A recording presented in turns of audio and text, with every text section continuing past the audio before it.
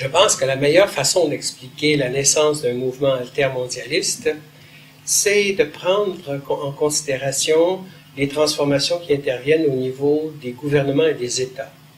Ce que je veux dire par là, c'est que les gouvernements et les États ont de plus en plus de comptes à rendre à des organisations internationales, publiques, bon, l'ONU c'est la plus connue, mais aussi des organisations internationales à vocation plutôt privée, le Forum économique mondial. On est au lendemain de la fin de la guerre froide, on est dans les années 89-90, il n'y a plus de régime socialiste, il n'y a plus de régime soviétique, donc on pense vraiment à un système qui est essentiellement orienté sur ce qu'on appelle la libéralisation des marchés.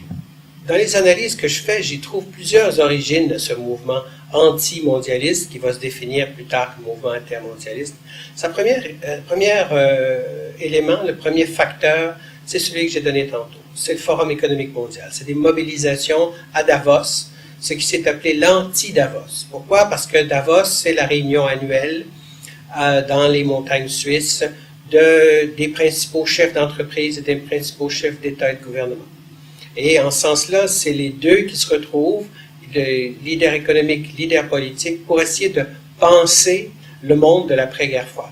Alors, étant donné que Davos, ça coûte cher s'inscrire, qu'il y a peu de représentation sociale, qu'il y a de plus en plus de difficultés avec la libéralisation, bien sûr, il y a une mobilisation qui s'organise contre Davos, donc un mouvement anti-Davos. Ça, c'est peut-être le déclencheur direct du mouvement antimondialiste. Maintenant, il y a d'autres facteurs qui vont venir s'ajouter à ça.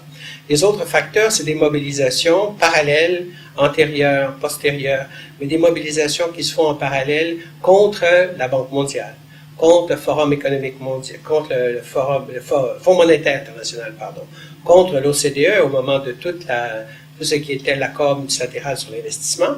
Donc, il y a une mobilisation internationale qui se fait là.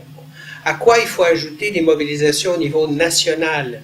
Bon, par exemple, quand la Banque mondiale décide de promouvoir la construction de grands barrages en Inde, il y a une mobilisation citoyenne contre les grands barrages en Inde.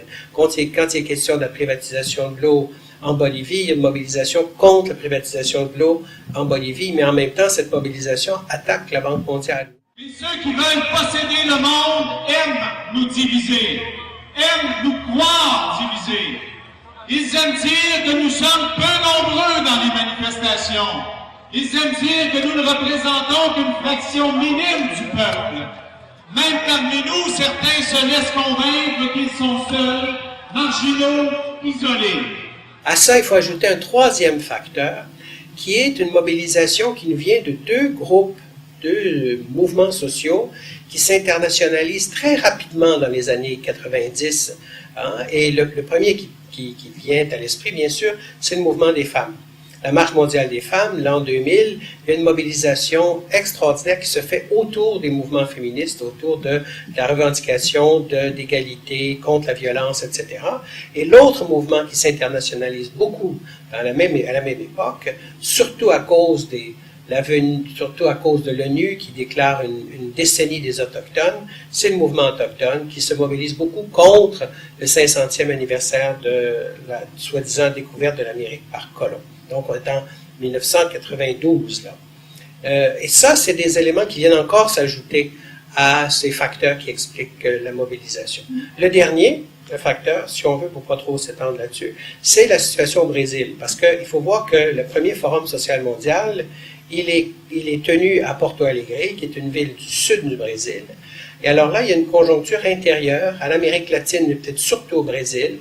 C'est la conjoncture qui, d'après les périodes très dures qu'ont été les dictatures militaires, nous amène à un pouvoir civil, qui est de plus en plus radicalisé, qui va nous amener à passer d'un mode oppositionnel à un mode propositionnel. C'est-à-dire que dans un premier temps, les mobilisations sont des mobilisations contre Davos, contre la Banque mondiale, contre le Fonds monétaire international, contre l'accord multilatéral sur l'investissement.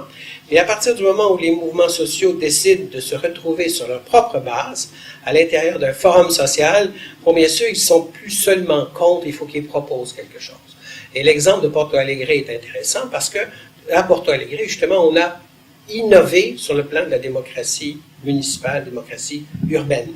Donc là, on passe d'un mouvement qui est anti à un mouvement qui essaie de penser différemment. Il faut qu'on sorte de cette mise en pigeonnier des grands enjeux, qu'on essaye de penser toutes les questions de manière transversale. La question des femmes, c'est pas seulement une question qui concerne les femmes. La violence ne concerne pas seulement les femmes. Bon, c'est pas une violence qui est exercée par elles sur elles, c'est une violence qui vient d'ailleurs. Donc il faut qu'on essaye d'ouvrir ces enjeux-là, d'ouvrir la question autochtone, etc. Et ça, c'est très difficile. Ça implique des transformations dans les comportements des individus, et pour pouvoir y arriver, pouvoir vivre ces transformations-là, il faut peut-être les expérimenter dans des situations qui sont, pour le moment, des situations qu'on trouve dans les forums sociaux. Et est-ce que vous voyez que c'est un défi majeur, justement, de voir la continuité?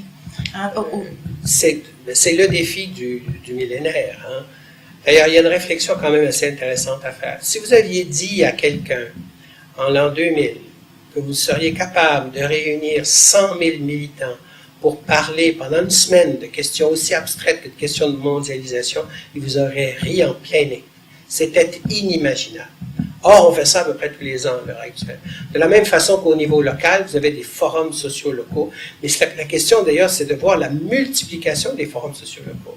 Vous en avez des milliers à l'heure actuelle qui se passent à tous les moments. Mais depuis 3 jours, nous avons vu, montré et prouvé qu'au contraire, nous sommes nombreux, nombreuses, beaux et belles, intelligents, intelligents, solidaires et convaincus qu'un autre monde est possible, un monde à notre image, un monde beau, plaisant, ouvert, juste, un monde humain tout simplement.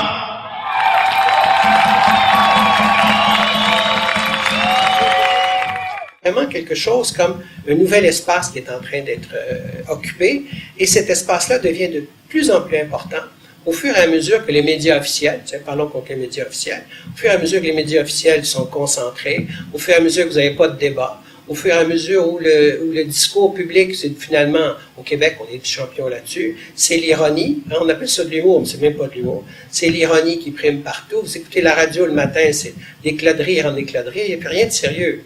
Alors c'est sûr qu'il faut qu'il y ait des lieux où on parle sérieusement des choses qui nous concernent. C'est vraiment apolitique, les forums sociaux? Pas du tout. Non, hein. Pas du tout. C'est un préalable à la politique.